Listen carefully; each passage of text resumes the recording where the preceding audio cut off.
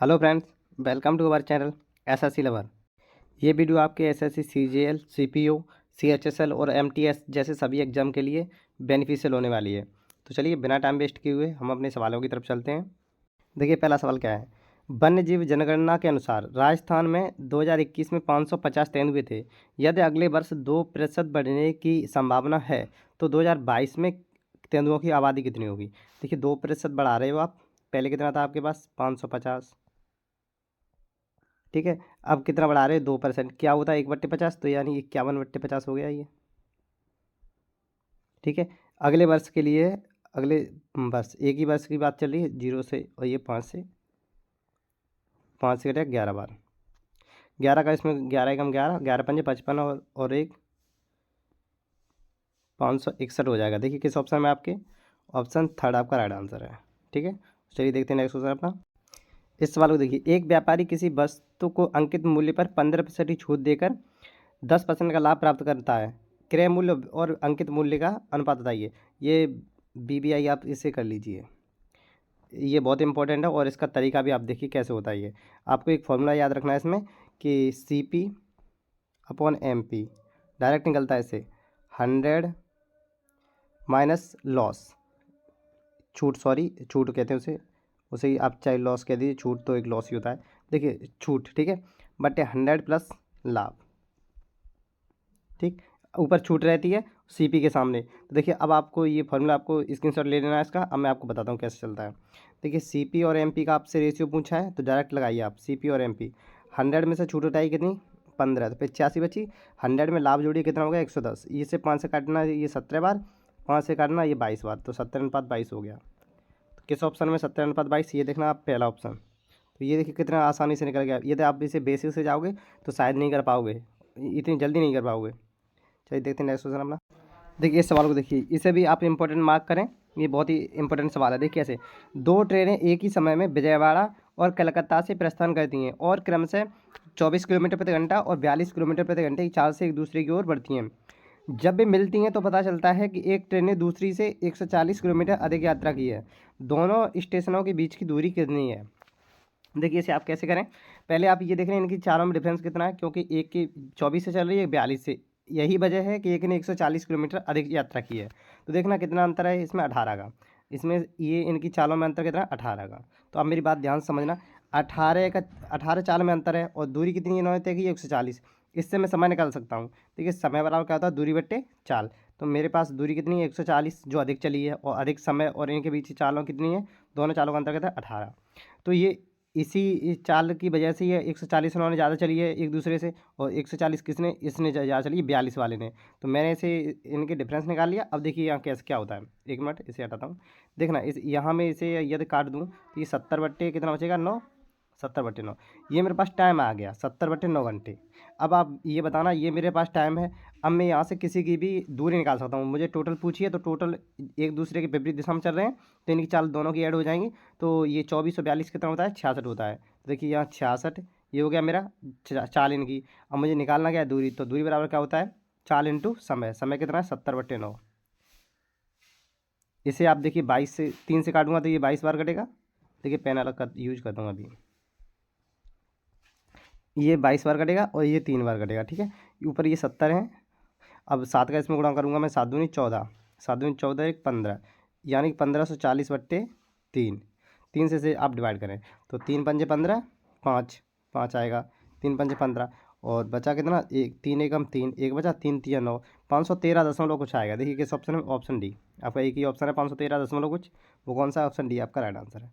तो यहाँ आप समझना थोड़ा, एक बार फिर से बता देता हूँ कि इसमें हुआ क्या था। देखिए एक कोई, एक मिनट, एक ट्रेन है, ट्रेन ही है, दोनों दोनों ट्रेनें, एक 24 से चल रही है, एक 42 से। तो यदि एक ही घंटा इन्हें दोनों को भगाऊंगा तो ये कितना चलेगा, ये 1 घंटे में 24 चलेगा, ये 42, तो 18 का अंतर हो जाएगा। तो मैं इसे यूनिट डिजिट में लेके चलता हूँ कि मैंने मान लिया 1 घंटे मैंने भगाया ने, तो इन्होंने 18 का अंतर दे दिया। अब देखिए ये जो अंतर है क्यों आया है, इस अंतर की वजह से 140 किलोमीटर अधिक वो चल चुके हैं दोनों। ये कौन चला है, ये 42 वाला। तो देखना आप, यदि ये 140 से चलाना है ज़्यादा, और 18 का ये यानी कि चालों का डिफरेंस 18 आया है दोनों, तो मैं 18 से इसमें भाग दूँ तो ये मेरे पास ये समय नहीं आ जाएगा इसका, एक मिनट। दूसरा लेता हूँ। अब देखिए, अब इसे मैं ये 2 से काट दूँ तो ये 70 आता है और ये 9 आता है। अब ये मेरा समय निकल कर आया। देखिए एक बात ध्यान से देखना कि दूरी कोई ज़्यादा कब चलेगा, या तो उसे समय ज़्यादा दिया जाए या उसकी चाल ज़्यादा हो। देखिए यहाँ समय तो पहले कह दिया है कि एक ही समय में, तो इसका मतलब है एक की चाल इसकी 42 ज़्यादा है, 18 ज़्यादा है एक से। तो ये 18 ज़्यादा है, इसी वजह से तो उसने 140 किलोमीटर अधिक दूरी चल पाया है वो। तो यही वजह है कि ज़्यादा कितनी चली, 140। कितने चाल से, 18 की चाल से। तो 140 चलने में 18 की चाल से कितना समय लगा, तो 70/9 लगा उसे। तो अब ये समय निकल कर आएगा। अब मुझे यदि 24 वाली इसकी निकालनी थी तो मैं इसमें गुणा करता, अलग अलग निकल आती हैं दोनों की। और मुझे लेकिन दोनों की पूछा है, दोनों के बीच की दूरी कितनी है, तो मैंने दोनों की चाल को जोड़ करके इसी से गुणा कर दिया। क्यों? क्योंकि दोनों विपरीत दिशा में चल रहे हैं। आपको पता होगा विपरीत दिशा में दोनों की चालें ऐड हो जाती हैं। तो इस तरह से मैंने इसे कर दिया। ठीक है, तो चलिए देखते हैं नेक्स्ट क्वेश्चन अपना। अब इस सवाल को देखिए आप, इसमें क्या करा है, जॉन का मासिक व्यय उसके मासिक वेतन का 85% है और जैक का मासिक व्यय उसके मासिक वेतन का 90% है। इनका संयुक्त व्यय 88% है। यदि जॉन का मासिक वेतन 60,000 रुपये है तो जैक का मासिक वेतन बताइए। देखिए आपको इसे देखते ही आपके दिमाग में ये स्ट्राइक नहीं किया कि इसमें एलिगेशन लगेगा।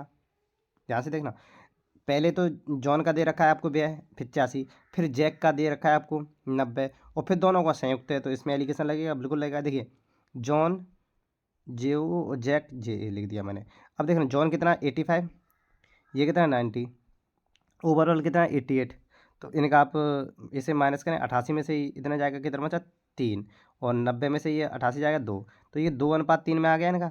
अब देखना जॉन की आपको दे रखी है मासिक वेतन कितना दे रखा है 60,000, तो 2 की वैल्यू 60,000 दे रखी है आपको, तो एक की वैल्यू 30,000 हो गई, तो इस 3 की वैल्यू कितनी आ जाएगी 30 या 90, तो ये 90 देख लेना आप किस ऑप्शन आपके, ऑप्शन सेकंड।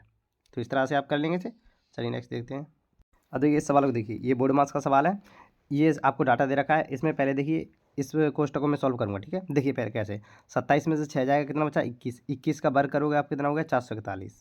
ठीक है, 441 में 3 से भाग दूंगा कितना आएगा 3 एकम 3, ये कितना 14 हो गया, 3 चौक 12 और 3 सत्ते 21, 147 आ गया। यहाँ तक मेरा इसका पूरे का वैल्यू आ गया 147। अब इसे मैं कैंसिल आउट कर सकता हूँ।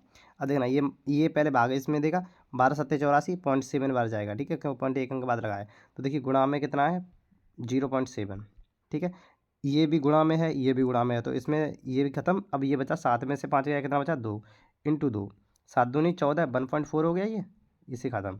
1.4 का इसमें गुणा कीजिए, 14 7 98, 8 हासिल 9, और 14 14 चौक 56 और 9 कितना होता है 65, हासिल 6 बचा, 14 एकम 14, 14 6 कितना होता है 20।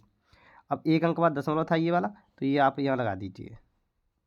ये देखिए, अब देखिए किस ऑप्शन में आपके 205.8 है, तो ये ऑप्शन आपका सेकंड सही है। ठीक है, बोर्ड मार्क्स का सवाल था। चलिए नेक्स्ट देखते हैं अपना। देखिए इस सवाल को देखिए, इसमें क्या करें, यदि एक बेलन के आधार का व्यास और ऊंचाई क्रम से 16 और 20 सेंटीमीटर है तो बेलन का कुल पृष्ठीय क्षेत्रफल बताइए। देखिए ध्यान रखना, ये 16 इसका व्यास है यानी डायमीटर है, तो आपको रेडियस निकालनी है, तो इसकी आधी हो जाएगी, तो आर मेरी होगी 8, एच होगी 20। तो आपको क्या पूछ रहा है, कुल पृष्ठीय क्षेत्रफल क्या होता है 2πr एच प्लस 2πr²। देखिए आप ये पहले एक बार मैं इसका फिगर बनाता हूँ तब आपकी समझ में आ गया। देखिए इसका तो इन दोनों का होता है 2πr/h होता है, इस पूरे का इसका 2πr/h होता है। ठीक है, अब जो ये ऊपर का जो बच जाता है ये परिधि इसकी, सॉरी परिधि नहीं, ये सर्किल जैसा होता है ये, इसका नीचे वाले का πr² और ऊपर वाले का πr² कितना होता है, दोनों मिलाकर 2πr²। इस वजह से ये 2πr² पूछा है। यदि ये कुल पृष्ठीय ना होता तो उससे इतना लगाते 2πr/h। ठीक है, अब समझ में आ गया इतना कि मैं क्यों कर रहा था। तो देखिए नेक्स्ट अब देखते हैं इसे। अब देखिए इसमें से मैं 2πr और 2πr कॉमन ले सकता हूँ, तो 2πr बाहर लेकर h + r बचा। अब इसका आपको मान लगाना, देखिए 2 गुणा 22/7, r कितना है मेरे पास 8, और h 20 और r कितना 8, कितना होगा 28। इसे आप काटिए, 7 चौका 28, ये 4 बार करा। ठीक है, अब देखिए 8 चौक 32, 32 दूनी 64, तो 22 गुणा 64 बचा आपके पास, 22 गुणा 64। तो देखिए 22 चौक 88, पहले तो 8 इसमें नहीं है ऑप्शन में, तो ये ऑप्शन मैं पहले ही देखते ही 88 होता हूँ। ठीक है, क्योंकि यूनिट डिजिट 8 नहीं है, तो ये 22 चौका 88, 88 की 8, हासिल कितना बचा आपके पास 8, तो 22 थी 66, 66 दूनी 132, 132 और 8 कितना होता है 140, तो ये 1408 किस ऑप्शन में आपकी 1460, ऑप्शन बी आपका राइट आंसर है। ठीक है, चलिए देखते हैं नेक्स्ट क्वेश्चन। देखिए इस सवाल को आप देखिए, बहुत आसान सवाल है, बस आपको कर तो हर कोई लेगा लेकिन आपको समय से पहले करना है। बिल्कुल जल्दी कैसे, देखिए आपसे पूछ रहा है 32% की छूट और 2 छूट और दी गई हैं 20 और 12। आप ये देख लिया करें कि ये भी 32 है और 20 और 12 ये भी 32 है, दोनों का ये सम 32 इसके बराबर आ रहा है पीछे वाले का, तो इसमें से ये तो कट जाएगा 32 बस आपको इनका लास्ट वालों का गुणा और करना है। देखिए 20 और 12 का गुणा करेंगे कितना होगा, 12 दूनी 24, 2 40 और 2 अंक बाद पॉइंट लगा दीजिए यानी 2.4। अब जो संख्या दी हुई है उसका बस इतना परसेंट निकाल दीजिए आप, आपके पास इतना है 10,000, 10,000 का आपको 2.4% निकाल देना है, डबल जीरो। बस आप ये 2 जीरो से ये जीरो काट सकते हैं और ये इस पॉइंट से ये जीरो हटा सकते हैं। अब देखिए दोस्त 10 का गुणा 24 में कर दीजिए, कितना आएगा 240। किस ऑप्शन में आपकी, ये ऑप्शन। तो बस आपको इतना करना है। देखिए होता कैसे है, ऐसे कि 32% की ये छूट है, एक मेरी अलग छूट है, और प्लस में इन दोनों की इफेक्टिव छूट निकालूँ। देखिए कैसे, 20 + 12, ठीक है। अब और ये माइनस लगता है यहाँ पर 20 × 12, ठीक है। ये अब ये 100 आ करके, अब देखना ये 32 और ये 32 तो हैं, ये आपस में छूटे, ये कैंसिल हो जाएंगे, बस ये बचेगा यहाँ पर, वो यही अलग मुझे निकालना पड़ता है यहाँ पर, ठीक है। तो चलिए देखते हैं नेक्स्ट क्वेश्चन अपना। देखिए इस सवाल को देखिए, यदि 45 आदमी किसी काम को 30 घंटे में कर सकते हैं, देखिए 45 आदमी हैं, 30 घंटे लग रहे हैं, तो 20 आदमी उसी काम को कितने दिनों में करेंगे, कितने घंटे में या दिनों में, एक्स मान लिया मैंने। देखिए 0 से 0 कैंसिल आउट, 2 से ही नहीं कटेगा अभी ये, तो ये अब तो पॉइंट में जाएगा। तो चलिए देखिए 45 ये कितना, 4 × 12 और 5 × 15, 135, 135 का आधा करना है आपको 67.5, ठीक है। तो ये ऑप्शन आपका राइट आंसर होगा बी। आसान है ऐसे सवाल, चलिए देखते हैं नेक्स्ट।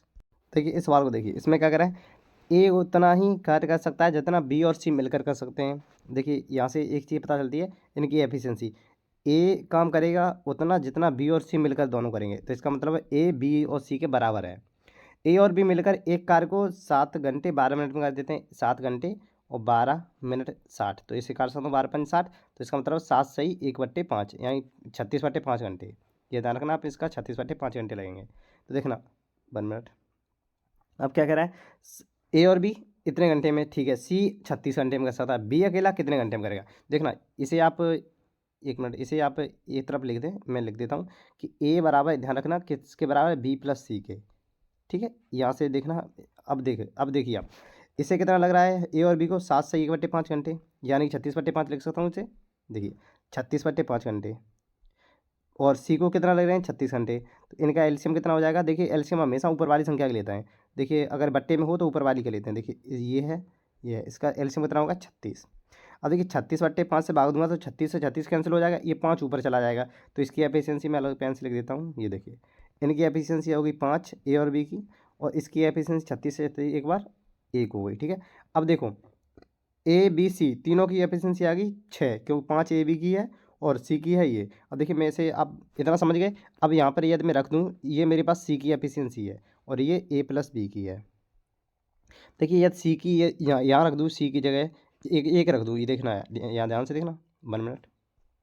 अब इसे ध्यान से देखना, आपको ये तो पता चल गया कि एफिशिएंसी किसकी कितनी है, ए + बी तीनों की 6 है, ये देखना ए और बी की दोनों की 5 है, और सी की इतनी है। सी की मैंने यहाँ पर एक रख दी इसकी जगह पर, तो देखिए ए बराबर बी + 1 हो गया, यानी बी + सी। अब देखना आप ध्यान से, मुझे बी को टाइम निकालना, तो बी की एफिशिएंसी भी निकालनी पड़ेगी, तो यहाँ पर मैं ए को यदि बी के टर्म में चेंज कर दूँ तो ए बराबर 5 - बी रख सकता हूँ, तो ये देखिए 5 - बी रख दिया मैंने, बराबर बी + 1। अब आप देखना बी ये उधर जाएगा 2b, और ये 1 इधर आ जाएगा, तो माइनस का 1 4 बचा, तो 2b बराबर कितना, 2b बराबर 4, तो b बराबर कितना आ गया आपके पास, b बराबर आ गया 2। देखिए एफिशिएंसी आपके पास आ चुकी है b की, कितनी 2। अब आप मुझे बताएं टोटल वर्क कितना था 36, क्योंकि 36 ही एलसीएम आया था। तो अब आप बताएं 36 टोटल वर्क है और b 2 की एफिशिएंसी से काम करता है, तो कितने घंटे लगेंगे उसे, 18 घंटे। तो आसान था, कोई ज़्यादा उसमें वो नहीं थी।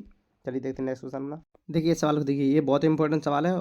देखिए कैसे होगा, 2 बाल्टियां दूध और पानी से 4:1 और 7:2 के अनुपात में भरी हुई हैं। यदि इन मिश्रणों को क्रमशः 1:5 के अनुपात में मिलाया जाता है तो परिणामी मिश्रण में पानी और दूध का अनुपात बताइए। ध्यान से देखना, आपको पहले दूध और पानी दे रखा है और बाद में इसका रेशियो उल्टा पूछा है, पानी और दूध, तो आपको यहाँ ध्यान देना, ठीक है। देखिए कैसे होगा ये, मैं यहाँ बताता हूँ आपको। देखिए पहला, पेन चेंज करता हूँ। देखिए पहला क्या है, पहले में 4:1 है। अब को ध्यान देना, पहले क्या है, दूध है, मैं लिख देता हूँ। देखिए यहाँ पर पहले मिल्क है, फिर वाटर है, 4:1 में है, ठीक है। दूसरे बार में क्या है, 7:2 में है। अब आप एक चीज़ देखना, मुझे 1:5 में मिलानी है, मैं ऐसा करता हूँ, इन दोनों की मात्रा को बराबर कर देता हूँ। देखिए, तो बराबर करने के लिए मुझे इसमें और देखिए, आप पहले एक चीज़ समझें। पहले आप इन दोनों का योग कीजिए। इन दोनों का योग कितना होगा? 4 और 1 5। ये हो गया 5। इन दोनों का योग कितना हो गया? 9। तो अब देखिए, अब मुझे बराबर करने के लिए इन दोनों के क्रॉस गुणा कराना पड़ेगा। 9 का इसमें कराना पड़ेगा, 5 का इसमें। तो आपको ये तो समझ में हो गए हैं कि बराबर कराने के लिए क्या करना पड़ता है। तो देखिए, मैं 5 का नीचे वाले में कराऊंगा गुणा और 9 का ऊपर वाले में। देखना ये कैसे होगा ये। 1 मिनट। अब देखना, एक बात ध्यान से देखना। ये मैंने 9 और 5 का गुणा क्यों कराया है? इसको बराबर करने के लिए। और ये 1 और 5 का क्यों कराया है? ये आपसे बोल रखा है कि 1 और 5 के अनुपात में मिलाना है। यानी 1 के अनुपात में मिलाना है पहले वाले मिश्रण को, और 5 के अनुपात में मिलाना है दूसरे वाले को। यदि यहाँ पर कुछ घटता तो मैं काट देता। यहाँ देखिए 9 और 1 है, यहाँ 5 5 है, ये कुछ नहीं घटने वाला। इसका मतलब मुझे मल्टीपल कराना पड़ेगा। देखिए, अब 9 का गुणा ऊपर में कराऊंगा। देखिए ये कितना हो जाएगा। मैं अलग पेन से यहाँ इसी के ऊपर लिख देता हूँ, जैसे आप कन्फ्यूज ना हो। पेन लेता हूँ मैं। 1 मिनट। ब्लैक पेन से लिखता हूँ, ठीक है। देखिए, अब 9 चौक 36, तो ये यहीं पर 36 हो जाएगा, ठीक है। और 9 एकम 9, ये यहाँ हो जाएगा। ध्यान से देखना। अब देखिए, ये 25 होगा। 25 25 सत्तर कितना होता है? 175। तो इसे ये 175 हो जाएगा, ठीक है। और 25 दूनी कितना होता है? 50। तो ये 50 हो जाएगा। अब समझ में आ रहा होगा आपकी। अब इसे आप ऐड कर दीजिए। देखिए, 50 और 9 59 हो गया। 59। इसे 6 और 5 11, 7 3 10 1 11, 2, ये 1 और 1 2, 211। अब देखिए, ये मिल्क और आपका क्या है? मिल्क और वाटर आया है, लेकिन आपसे पूछा है उसने वाटर और मिल्क, तो पहले 59 आएगा, उसके बाद 211 आएगा। देखिए किस ऑप्शन में है? 59 211, ये ऑप्शन 4। ये आपको ध्यान रखना है, विशेष करके वो पहले क्या पूछ रहा है। आपको यहाँ कन्फ्यूज हो सकती है कि इस 9 का गुणा क्यों किया और इस 5 का। तो आपको बता दूं, 9 का गुणा इसलिए किया था इसे बराबर करने के लिए, कि दोनों की क्वांटिटी बराबर हो जाए। क्वांटिटी बराबर हो जाएगी तो मैं इसे इस अनुपात में मिला दूंगा। और ये इसलिए कराया था क्योंकि वो हमसे बोल रहा था। आप इसी तरह ये स्ट्रक्चर याद रखें, इस तरह लिखकर इस तरह करना है आपको। आपका आंसर इसमें कुछ भी पूछ सकता है आपसे, ठीक है। तो चलिए देखते हैं नेक्स्ट क्वेश्चन अपना। देखिए, इस सवाल को देखिए, ये भी बहुत इंपॉर्टेंट सवाल है। इसमें क्या कह रहा है? 1 मिनट। देखिए, इसमें क्या कह रहा है। ये कह रहा है कि 16 14 और 10 मीटर के एक कमरे की विमाएँ हैं। सभी विमाओं को यथार्थ मापने के लिए सबसे बड़े पैमाने की लंबाई बताइए। देखिए, इसमें कुछ नहीं करना है। आपसे जब ऐसी बात करें सबसे बड़े मतलब पैमाने की, या किसी भी कोई भी चीज़ बोले आपसे, तो आपको करना क्या होता है ऐसे में? आप इसका एचसीएफ ले लीजिए। एचसीएफ यानी सबसे बड़े का मतलब है वो ऐसी संख्या जो इन सबको काट दे, इन सब में कॉमन हो जाए। तो देखना, आप यहाँ से आप क्या कॉमन ले सकते हो? 2 कॉमन ले दूँ मैं, तो ये बचेगा 8, ये बचेगा 7, ये बचेगा 5।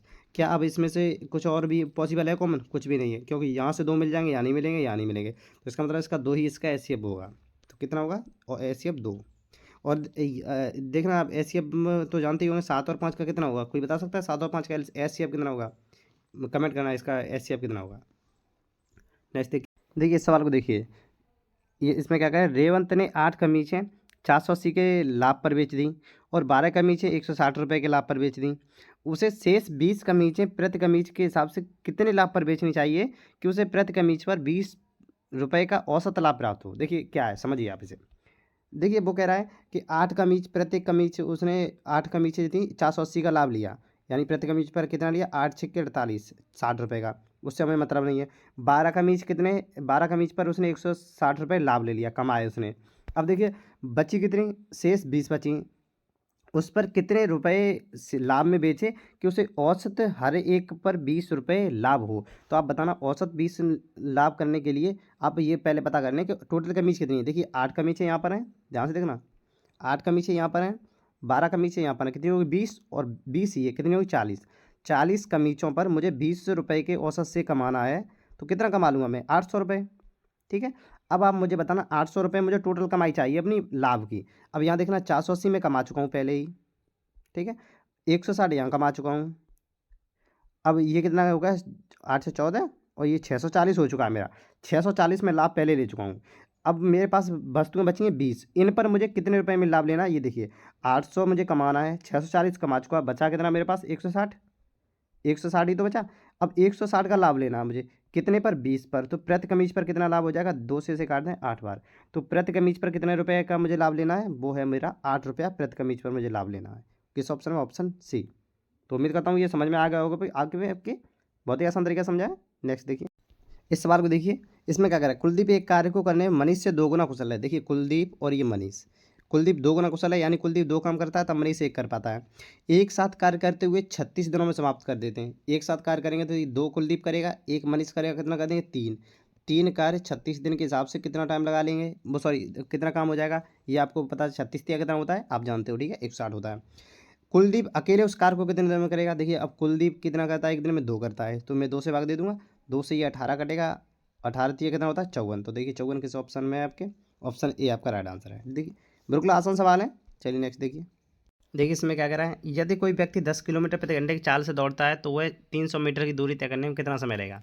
देखिए उसकी 1 किलोमीटर प्रति घंटा में यहाँ मीटर है, तो इसे मैं मीटर प्रति सेकंड में चेंज कर दूँ। देखिए 10 गुणा 5/18 कर दूँ इसे, तो ये कितना हो जाएगा, आप इसे 5 और ये कितना हो जाएगा 9, तो 25/9 हो गया इसका, 25/9 ये इसकी चाल होगी मीटर पर सेकंड में। अब देखिए आपको क्या निकालना, समय, समय बराबर क्या होता है दूरी बटे चाल, तो ये दूरी होगी मेरी 300 बट्टे चाल इतनी है, तो 25 से इसे काटूंगा, 25 चौक 100, 4 12, 12 नम्मा 108, 108 यानी कि ये 60 घंटे प्लस 48 और मिनट, सॉरी 60 मिनट, 1 मिनट में 60 सेकंड होती हैं और ये 48 सेकंड, तो यानी 160 इसे जोड़ दो तो 160 आपके पास हो गया, 108 सेकंड कह दो आप यहाँ पर, और यहाँ पर इस तरह कह दो कि 1 मिनट 48 सेकंड, ठीक है।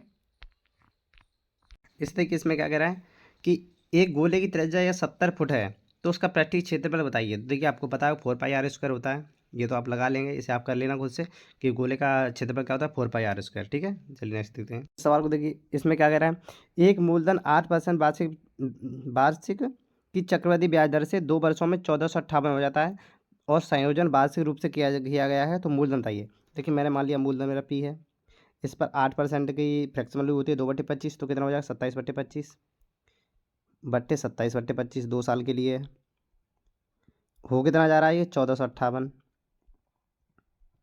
तो अब आप, मैं यहाँ पेन अलग यूज करता हूँ काटने के लिए। देखिए 9 से काटूंगा, 9 3 27, इसे 9 से काटना, 9 एकम 9 कितना बचा 5, ये 55 हो गया, 9 छक्के 54, एक बचा 9 दूनी 18, इसे 9 से काटूंगा, 18 नंबर 162, ये 18 बच जाएगा, 9 से काटना आप, 9 3 27 और 9 दूनी 18, पर यह मिस्टेक थी, यहाँ 9 से काटूंगा, ये 3 आएगा यहाँ पर, 9 3 27, ये कटेगा कितना 9 एकम 9 और 9 6 54, 9 दूनी 18, और ये 9 से 3 बार, 9 से ये 18 बार 18, और ये 3 3 9 9, ये पूरा इससे 2 बार कट जाएगा, ठीक है।